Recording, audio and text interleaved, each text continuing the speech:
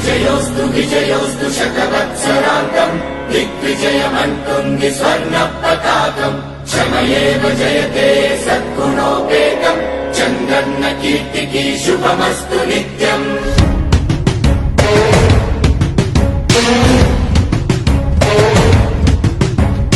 విజయోస్తు విజయోస్తు శతవత్సరాంతం దిగ్విజయమంటుంది స్వర్ణ పతాకం.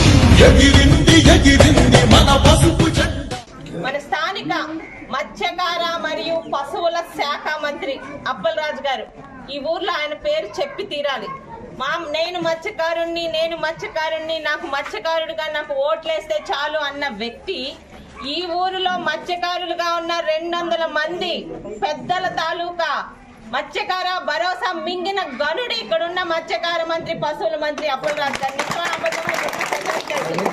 ఉంటాడా అంటే అడ్డుకుంటే ఆడపిల్ల భయపడి కారులో వెనక్కి వెళ్తుంది అనుకుంటున్నారా? శివాజీ గారి అమ్మాయిని గౌతు వాళ్ళ ఆడబిడ్డని ఎవ్వడికి భయపడేది లేదు.